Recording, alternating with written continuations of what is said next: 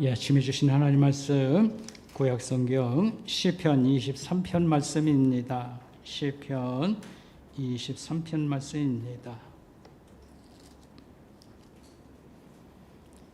여러분 가지고 계신 성경책 818페이지 참고하시길 바라겠습니다. 818페이지 시편 23편 말씀입니다. 여호와는 나의 목자시니 내게 부족함이 없으리로다. 그가 나를 푸른 풀밭에 누이시며 쉴 만한 물가로 인도하시는도다. 내 영혼을 소생시키시고 자기 이름을 위하여 의의 길로 인도하시는도다. 내가 사망의 음침한 골짜기로 다닐지라도 해를 두려워하지 않을 것은 주께서 나와 함께 하심이라. 주의 지팡이가 막대기가 나를 안위하시나이다. 주께서 내 원세 목전에서 내게 상을 차려주시고 기름을 내 머리에 부으셨으니 내 잔이 넘치나이다. 내 평생의 선하심과 인자하심이 반드시 나를 따르리니 내가 여호와의 집에 영원히 살리로다. 아멘. 금번 여름 휴가를 여러분이 즐기기 위해 필요한 어떤 제안, 아이디어를 한두 가지 드리도록 하겠습니다. 이렇게 야외에 나가셨을 때 특별히 풀과 꽃과 나무와 하늘을 여러분이 자세히 좀 들여다보고 아름다움을 많이 느껴보시길 바라겠습니다. 그리고 사진으로 그저 한두 장 찍어서 남길 수 있기를 바라겠습니다. 특별히 시를 좀 이렇게 감상하고 암송하면 좋지 않을까 이렇게 생각합니다. 시라고 얘기할 때에는 나태주의 풀꽃이라든지 또 윤동주의 하늘과 바람과 별과 시 이거 있지 않습니까? 다 짧은 시입니다. 그리고 오늘 시편의 23편 이 말씀을 여러분이 잘 배우고 또 이것을 감상하고 여러 번 읽어서 감상하고 암송을 하면 좋겠다 이렇게 생각하고 또 혹시 영화를 좀 보고 싶은데 괜찮은 거 없는가 하갈랑 내가 하나 추천하고 싶습니다. Invisible Guest라고 하는 것인데 보이지 않는 손님이라는 뜻입니다. 제가 간혹 EBS 방송, 교육방송을 보는 때가 있어요. 근데 거기 보니까 이 영화가 나왔어요. 근데 한국말로 다 번역해서 했는데 아주 신앙적인 내용이 아니면서도 불구하고 잘 만들어졌다. 셰익스피어의 작품을 읽는 같은 그런 진지한 그런 모습들이 있었습니다. 스페인 영화인데 참고하시길 바라겠습니다. 나태주의 풀꽃은 아주 간단합니다. 자세히 보아야 예쁘다. 오래 보아야 사랑스럽다. 너도 그렇다. 여기 이제 전부거든요. 그 다음에 윤동주의 하늘과 바람과 별과 시. 죽는 날까지 하늘을 울어서 한 점 부끄러움이 없기를 잎새 이는 바람에도 나는 괴로웠었다. 라고 그 나머지는 여러분 주보의 앞면에 있습니다. 오늘 본문인 시편 23편의 말씀. 여호와는 나의 목자시니 내게 부족함이 없으리로다. 그가 나를 푸른 풀밭에 누이시며 쉴 만한 물가로 인도하시는도다. 내 영혼을 수생시키시고 자기 이름을 위하여 의의 길로 인도하시는도다. 주의 지팡이와 막대기가 나를 안위하시나이다. 내가 사망의 음침한 골짜기로 다닐지라도 해를 두려워하지 않는 것은 주께서 나와 함께 하심이라. 주의 지팡이와 막대기가 나를 안위하시나이다. 내 원세 목전에서 내게 상을 차려주시고 기름으로 내 머리에 부으셨으니 내 잔이 넘치나이다. 나의 평생의 선하심과 인자하심이 반드시 나를 따르리니 내가 여호와의 집에 영원히 살리로다. 아멘. 오늘 이 시편 23편은 다윗이 자신의 양치기 경험을 밑바탕으로 해서 하나님과 자신을 목동과 양, 목자와 양으로 비유를 하면서 하나님은 나에게 좋은 목자이십니다. 나는 행복합니다. 이런 내용을 담고 있습니다. 오늘 우리가 읽을 때 주는 메시지는 이것입니다. 하나님의 손에 내 인생을 맡길 때에 그 양된 백성들, 신자들은 참으로 즐거움과 행복이 참으로 크도다. 이런 메시지를 오늘 우리에게 주고 있습니다. 여러분 그 시를 한번 보시길 바라겠습니다.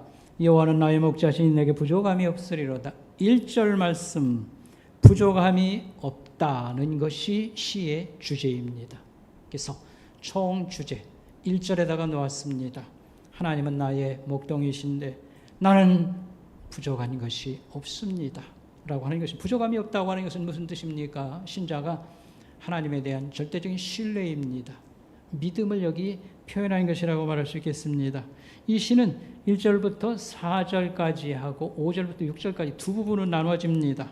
1절부터 4절까지는 양을 키우는 목동, 목자의 이미지를 가지고 있고, 그 다음에 5절부터 6절은 잔치 주인, 잔치를 여는 주인의 이미지를 갖고 있습니다. 이 시가 언제 쓰여졌을까 할 때에 정확히 알지 못합니다. 아무 근거도 없습니다. 그러나 우리가 추정할 때에 다윗이 양치기 소년이었을 때, 한 열 몇 살 때에 벌써 1절부터 4절까지는 그때 써서 뭐 노래도 부르고 암송도 하지 않았나 생각을 하고요. 그 다음에 5절, 6절은 좀 다른 면이 있습니다. 이것은 인생 말년에 이걸 써서 완성을 했겠다, 이렇게 추정을 해보는 것입니다. 대강 뜻을 알면, 뜻을 대강 알고 여러 번 읽어보면요, 이게 머릿속에 자동적으로 이렇게 좀 기억이 됩니다. 그때 여러분들이 암송을 하면 잘 안 잊어버립니다. 그러나 이걸 오늘에도 가서 나도 한번 암송했지 하면요, 1시간이면 암송을 할 겁니다. 그러나 한 이틀만 지나도 다 잊어버릴 겁니다. 그러니까 이게 무슨 뜻인지를 잘 좀 파악을 한 다음에 이렇게 하면 여러분 오래오래 기억도 되고 잘 잊어버리지 않을 것입니다. 2절을 보면 내용은 이것입니다. 주인이 나를 푸른 풀밭, 쉴만한 물가로 인도한다, 이런 말입니다. 주인이 그 목동이니까요. 주인이 나를 푸른 풀밭과 쉴만한 물가로 인도한다. 이것은 먹고 마시고 쉬게 한다, 이런 의미입니다. 3절의 말씀은 내 영혼을 소생시키고 의의 길로 인도한다라고 하는 것입니다. 영혼을 소생시킨다, 살아나게 한다는 뜻이거든요. 영혼이 언제 쪼그라들고 언제 살아납니까? 우리가 죄를 지으면 한없이 가라앉혀 침체됩니다. 그때 회개하고 우리가 살아나죠. 죄를 지었을 때 하나님께 회개해서 영혼이 살아나게 한다든지, 또 우리가 여러 가지 연약해질 때가 있습니다. 삶에 짓눌리고 할 때에, 우리가 연약할 때에 하나님이 어쨌든 힘을 다시 주는 겁니다. 영혼이 살아나게 하는 것입니다. 그 다음에 의의 길로 인도하는 것은 하나님께로 향하게 한다, 아니면 구원으로 향하게 한다, 그런 의미를 가지고 있습니다. 그래서 2절은 육체를 만족해 하시고 3절은 영혼을 만족해 하시도다. 4절은 사망의 음침한 골짜기, 문자적으로는 죽음의 그늘이라는 뜻입니다. 죽음의 그늘을 통과한다. 다시 말하면 어려운 고난을 당할 때에 해와 악을 두려워할 게 없습니다. 목동이 함께 있기 때문에 그렇습니다. 그런 내용이 되겠습니다. 그 다음에 5절 말씀은 내 원수의 목전에서, 원수 많은 말을 씁니다. 뭘 두고 이 원수라고 할까? 오랫동안 나를 괴롭히는 사람을 말합니다. 근데 이 본문은 복수예요. 우리 성경에는 단수로 되어 있습니다. 내 원수들, 나를 오래 괴롭히는 사람들이 많습니다. 다윗 주변에는 여러 가지 원수들이 많았다, 이런 뜻입니다. 그런데 원수야 지켜보는 데서 상을 차려주시고 밥상, 잔치상을 차려주시고 기름으로 내 머리에 바르셨습니다. 이건 좀 설명이 길으니까 빼겠습니다. 이것은 왕처럼 대접해 주었다, 이런 말이 되겠습니다. 그래서 한마디로 원수를 이기게 해 주셨습니다. 이런 내용이 그저 대강 요점이라고 말할 수 있겠습니다. 시를 이해할 때에 그냥 읽고 그냥 느낌을 우리가 느낄 수도 있어요. 그러나 이 사람 쓸 때 무슨 의도가 있을 텐데 좀 깊이 이해를 하고 시를 이렇게 감상을 하면 아주 풍성해지는 것입니다. 이 윤동주의 시는 그의 생애를 알지 못하면 전혀 도움을 받지 못합니다. 윤동주 굉장한 우리 크리스찬 시인입니다. 일본 교과서에 실렸거든요. 그 정도로 유명합니다. 그런데 그 생애를 모르면 아무것도 잘 이해가 잘 어렵습니다.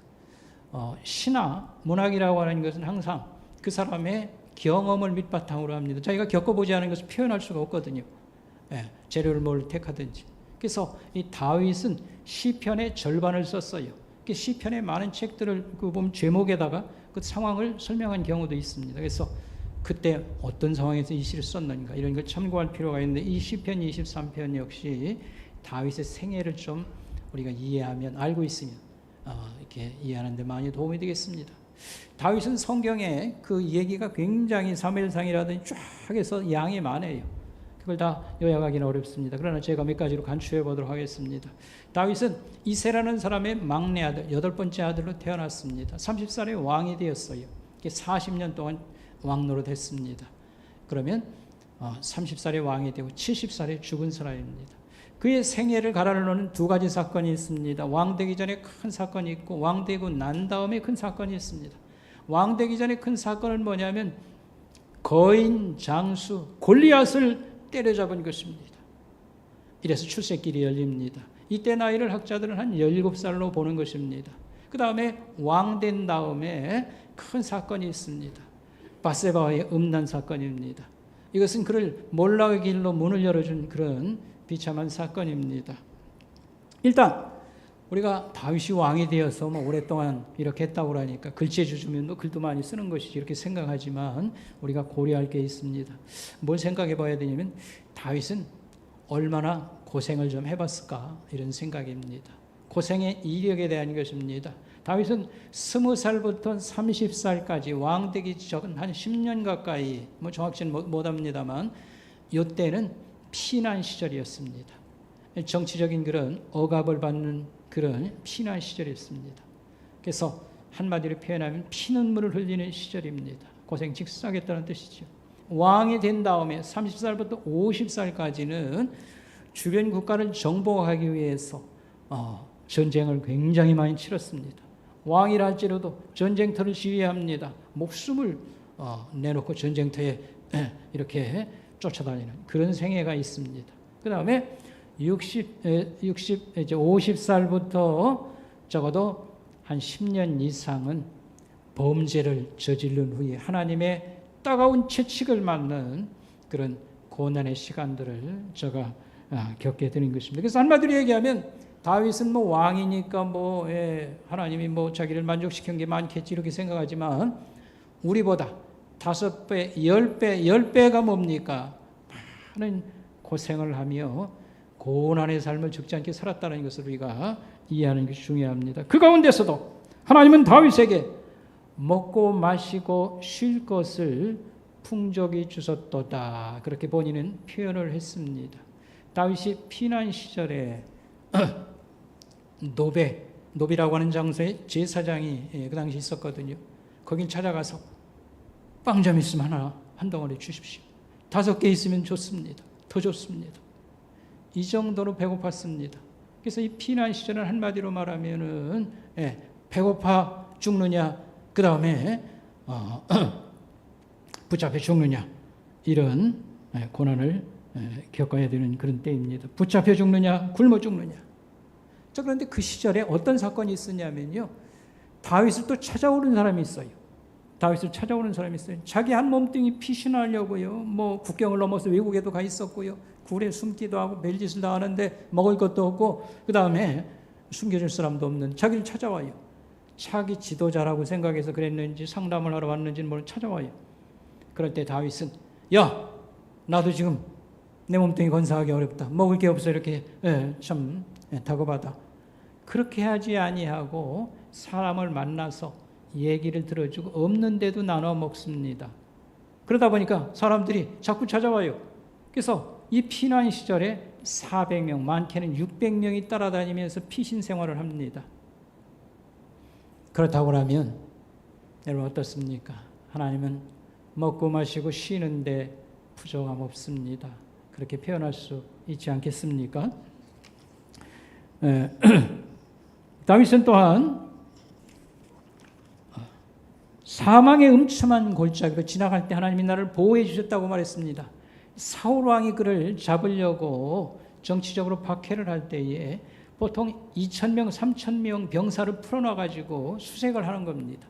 2,000명, 3,000명 엄청나게 많은 병사들을 풀어서 수색을 합니다. 근데 이스라엘 땅은 우리나라 경상남북도 많아요. 물론 지형이 좀 복잡하긴 합니다만요. 그러나 사울 왕이 10년을 쫓아다니도 못 잡습니다. 오히려 사울 왕이 우위기를 만나지요. 하나님이 그를 지켜주셨기 때문에 그렇습니다. 여기 내 잔이 넘치나이다 이런 표현을 썼습니다. 장군이 전쟁터에 나갈 때에 왕이 그를 신임하고 응원한다는 뜻으로 그 다음에 술잔에 술을 따라준다고 합니다. 그런데 술잔을 어떻게 따라주냐는 아주 중요합니다. 철철철철 넘쳐 따라주면은 내가 당신을 신임하고 당신을 응원하고 반드시 이기고 돌아오시오. 이런 메시지가 거기 담긴다는 것입니다. 다윗은 내 잔이 넘치나이다 이렇게 말했습니다. 하나님이 나를 응원하셨고 나와 함께 있었습니다. 이런 뜻입니다. 과연 다윗은 전쟁터에서 패배를 모릅니다. 항상 이겼습니다. 그래서 블레셋을 꺾었습니다.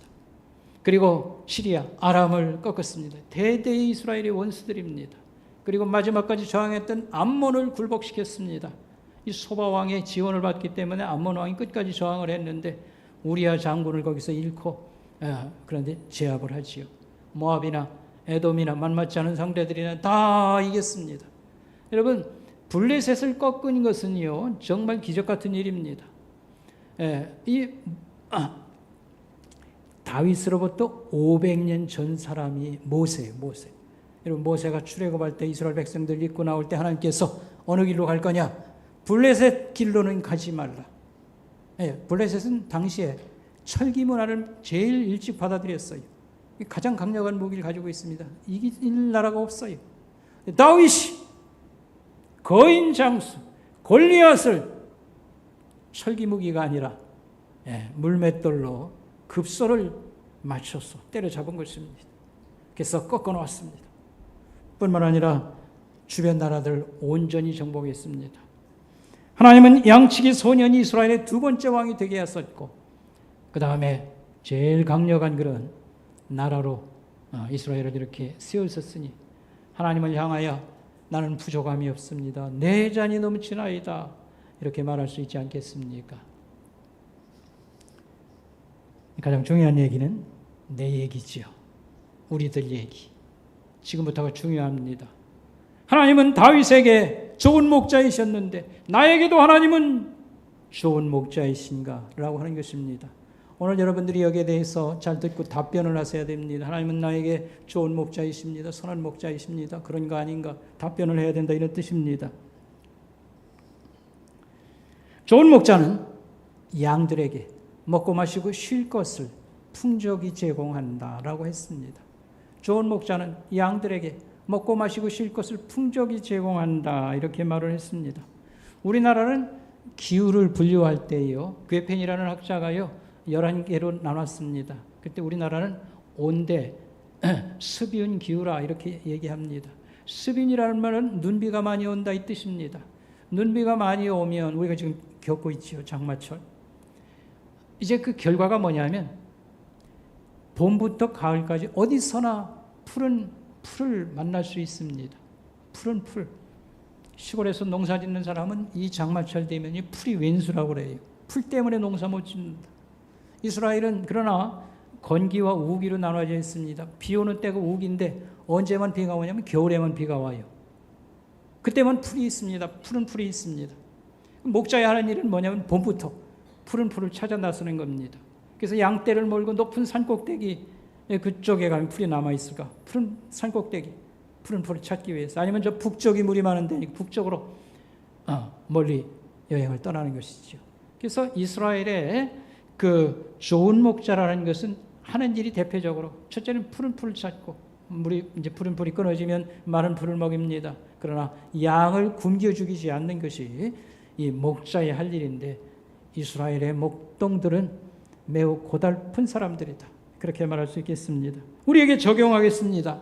하나님은 예수 믿는 신자인 나에게 먹고 마시고 쉴 것을 풍족히 공급해 주셨는가라고 하는 것입니다. 경제 문제입니다. 성경은 비유를 통해서나 가르침을 통해서 적지 않게 경제적인 얘기를 담고 있습니다. 이것을 한번 잘 연구해서 정리할 필요가 있고 목사는 이것을 우리 성도들에게 충분히 잘 알려줄 필요가 있습니다. 근데 그 첫 번째 법칙이 있어요. 경제 문제를 얘기할 때 첫 번째 법칙이 있습니다. 하나님은 자기 백성들에게 필요한 것은 반드시 공급해 준다. 필요한 것은 뭐다? 반드시 공급해 준다. 잘 들어보시기 바랍니다. 근데 조금 여러분이 만족스럽지 않을 게 있을 겁니다. 나는 항상 부자 되는 게 꿈인데 필요한 것을 반드시 공급해 준다는 말은 도대체 뭘 기준으로 하는 것인가? 이것은 체제 생계비를 하나님께서 그 이상으로 지원한다는 뜻인가? 공급한다는 뜻인가? 아니면 중산층 정도의 뭐 이렇게 공급을 해 주신다는 말씀인가? 사실은 답은 내리기 어렵습니다.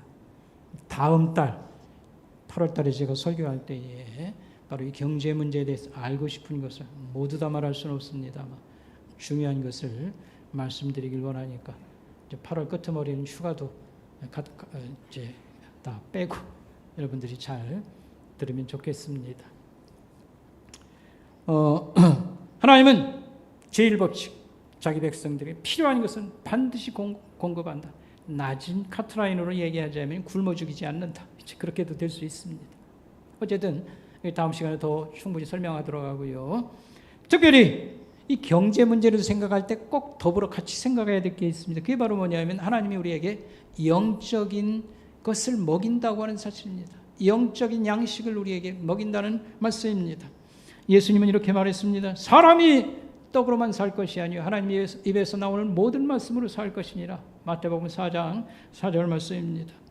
예수님이 벳세다 들판에 모인 사람들 한 5천 명, 그러나 사실은 뭐 10,000명이고 15,000명이고 모였을 겁니다. 남자는 5,000명이었으니까. 배고픈 사람에게 밥을 먹이는데 솥을 걸어가지고 밥을 해가지고 먹이는 게 아니고 한 아이가 가져온 도시락을 축복기도 하고 나눠줄 때 기적이 나타난 겁니다. 굉장한 사건이었습니다. 그래서 기적의 도시락이라 이렇게 이름을 한번 붙여보면 좋겠습니다. 자, 그런데 그 다음 날도 사람들이 또 이렇게 많이 몰려왔어요. 또. 근데 요한복음 6장에 보면 예수님께서 아주 놀라운 얘기를 하셨습니다. 내가 하나님의 큰 진짜 선물 주기를 원한다. 이런 말씀을 하셨습니다. 그 내용이 뭐냐면 이것입니다. 너희 조상들은 광야에서 만나라고 하는 기적의 그 가루를 떡을 먹었어도 죽었거니와 나는 하늘에서 내려온 산 떡이다. 나를 믿는 자는 영원히 죽지 아니한다. 이런 말씀입니다. 영원히 사는 떡을 너희에게 먹여주는 게 내가 할 일이고 이거 위에서 왔다는 그런 얘기를 했습니다. 여러분 이 말을 제가 지금 자세히 설명 안 해도 어느 정도는 알아들을 겁니다. 그래서 자세히 설명하지는 않겠습니다. 나는 예수를 믿고 영생이란 떡을 예수님에게 받아 먹었습니다. 여러분도 그렇죠? 네, 영생이란 떡. 하나님은 우리에게 육체를 위해서 필요한 것은 반드시 공급한다고 했습니다. 제1, 요 하나만 있는 건 아니에요. 좀 가장 낮게 잡으면 굶어 죽이지 않는다. 것이고요. 그 다음에 영생의 양식, 떡을 우리에게 나눠주신다고 하는 것입니다. 영생이라고 하는 것은 하나님의 생명입니다. 우리는 신이 아님에도 불구하고 하나님의 생명에 참여하는 놀라운 약속을 받았습니다. 그렇다고 하면 하나님은 내게 좋은 목동 아닌가요? 필요한 것을 반드시 공급하신다고 말했고 나머지 이제 다음 8월 달에서 내가 자세히 설명하고요. 그 다음에 영생의 떡을 먹이셨으니 하나님은 내게 먹고 마시고 쉬는데 부족함이 없게 하셨다. 아멘. 좋은 목자는요. 그 다음에 죽음 같은 어려움 속에 와서 반드시 인도해내고 끌어내고 보호해준다. 이렇게 했습니다. 여러분 이런 생각이 들지 않습니까? 나는 지금까지 고생을 참 많이 한 사람인데 고생을 그래도 잘 이기고 나왔는데 혹시 한 가지 걱정이 있다. 나이 들어가지고 병들고 가난하고 비참하게 끝나는 건 아닌가? 그게 좀 걱정스럽다. 이런 생각을 가질 수가 있습니다. 여기에 대해서 답변은 이것입니다. 두려워하지 마십시오. 왜냐하면 오늘 6절 말씀을 우리가 참고할 필요가 있습니다. 여러분 6절 말씀 보세요. 내 평생에 선하심과 인자하심이 메시지 성경이라는 곳에서는 내 평생에 아름다움과 사랑이 반드시 나를 따르는지. 여러분 구약 성경에서 가장 중요한 단어가 이 인자라는 말입니다. 헤세드라는 단어가 구약 성경에서 가장 중요해요. 신약 성경에는 우리가 사랑이라는 말을 쓰는데 하여튼 하나님이 우리의 돌보심. 내 평생에 죽을 때까지 하나님의 선함과 인자하심이 반드시 나를 따른다. 여기 따른다는 말은 이 단어, 이 동사는 무슨 의미냐면요, 사냥개가 사냥감을 향하여서 줄기차게 쫓아가서 덮쳐는 것을 말합니다. 그래서 앉아서 걱정하니까 나이 들어가지고요, 쫓아오는 놈이 있습니다. 병이 쫓아오고 가난이 쫓아와서 내 뒷다리를 물고놓지 않 비참하게 죽는 거 아닌가, 이런 생각을 하고 있을 때 오늘 하나님은 이렇게 말을 했습니다. 하나님의 선하심과 은혜가, 하나님의 그 사랑이, 은혜가 끝까지 쫓아와서 물고 있는, 개처럼 물고 있는 질병을 띄어놓기도 하고 치료를 이렇게 적절하게 하기도 하고, 그래서 하나님의 은혜가 반드시 죽을 때까지 쫓아온다는 말씀, 매우 중요하지 않은 것 생각한 것입니다. 자, 여러분 질문에 답변을 한번 해보시기 바랍니다. 98세 된 할머니가 요즘 식욕이 막 왕성해요. 그리고 냉수로 샤워를 해요. 여러분, 이것은 은혜입니까 아닙니까?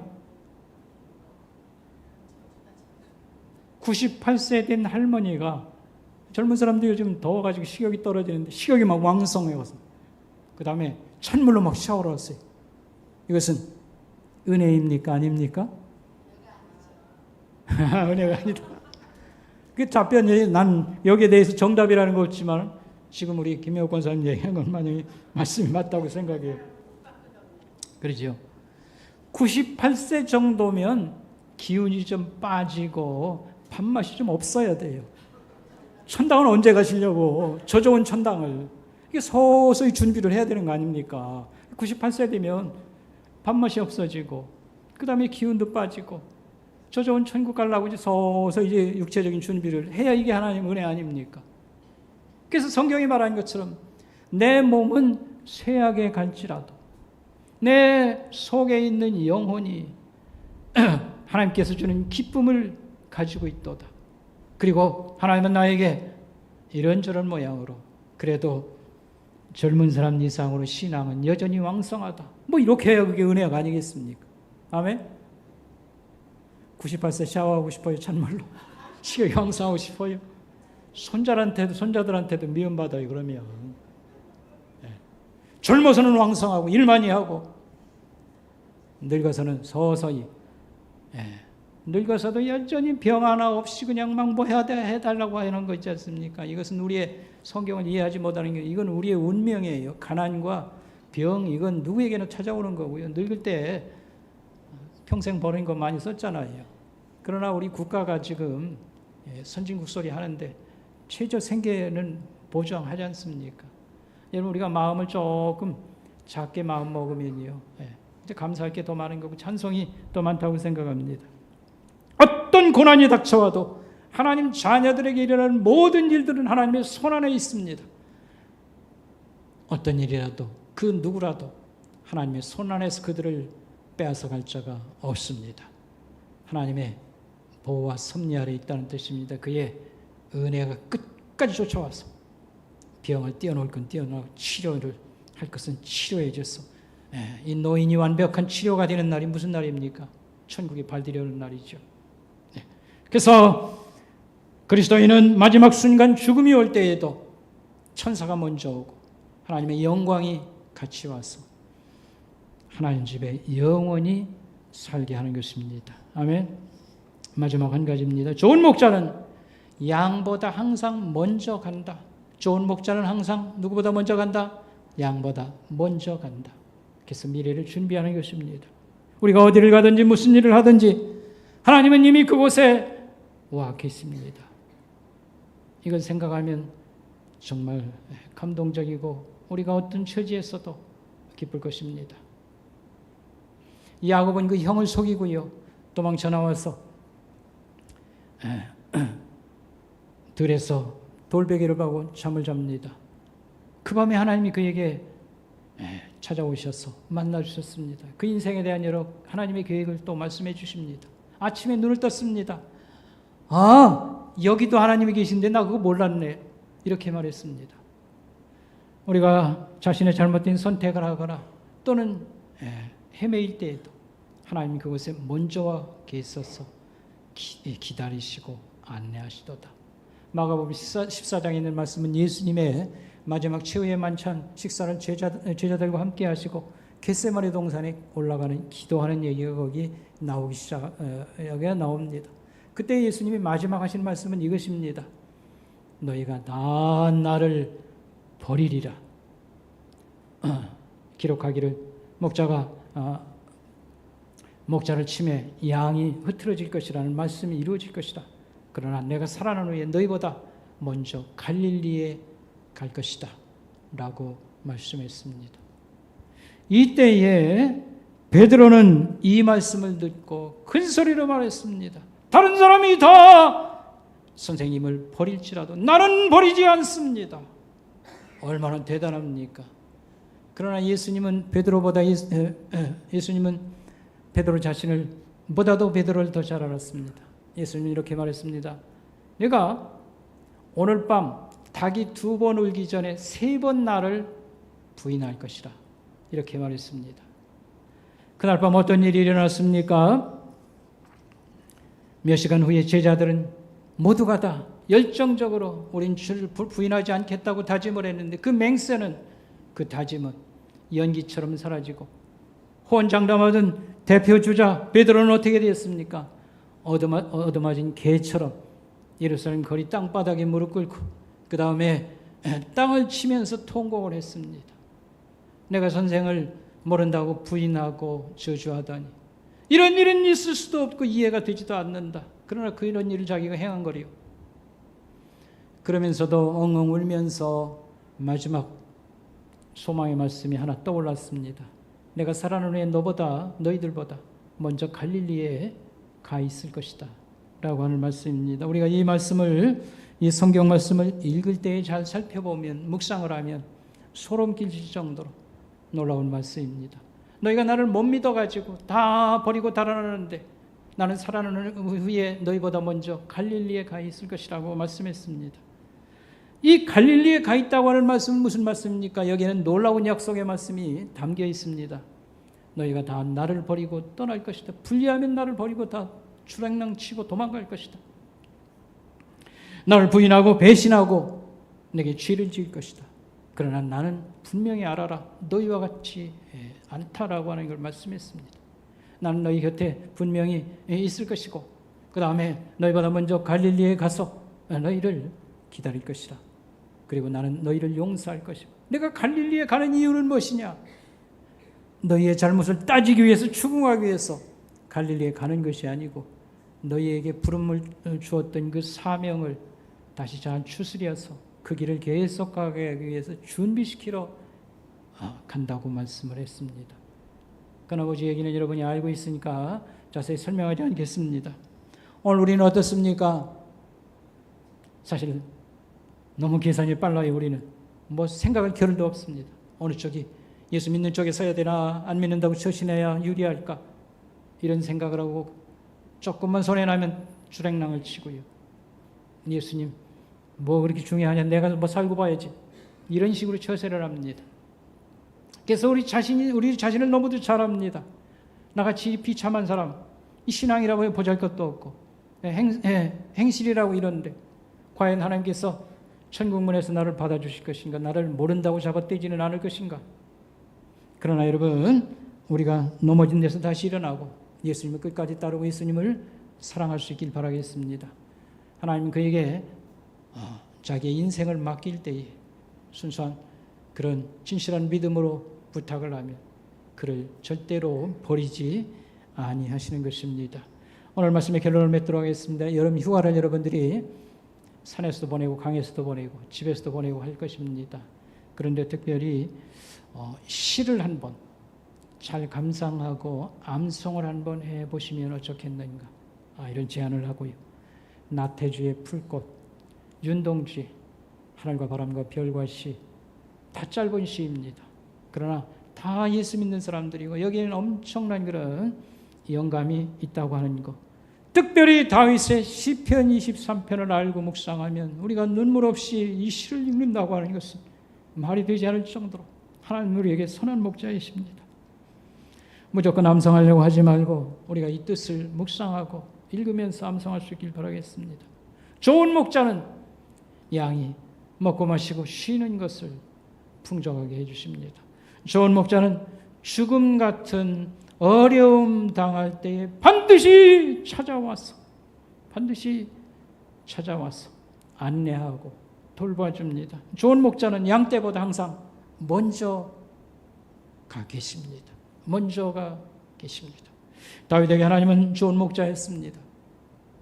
양치기 소년이 왕이 되게 하셨고 위대하게 썼으니까 오늘 나에게도 하나님은 좋은 목자이십니다. 이 죄 많은 자가 하나님의 영적 자녀로 입양되었으니까 하나님은 나의 목자이십니다. 내게 부족함이 없게 하셨습니다. 하나님은 나의 이 차례 하나님의 축복이 철철 넘치게 하셨습니다. 아멘, 아멘, 아멘. 기도하겠습니다. 하나님 아버지 은혜를 감사합니다. 우리는 너무 성경을 모르고 하나님의 위대한 구원이라 사랑하심을 잘 알지 못합니다. 사는데 좀 경제적으로 도움이나 되면 병이나 좀 고치면 나을까, 자식들 좀 잘 살면 보탬이 될까, 이런 정말로 말도 안 되는 신앙생활을 집착할 때가 있습니다. 하나님이여 우리를 불쌍히 여기시고 우리 하나님의 사랑과 그 은혜를 깨달아 알게 하옵시고 선한 목자 우리 주님 우리의 찬에 하나님의 축복이 철철 넘치게 하심을 깨닫고 배우게 해 주시옵소서. 감사를 드리오며 예수님의 이름으로 간절히 기도드리옵나이다. 아멘.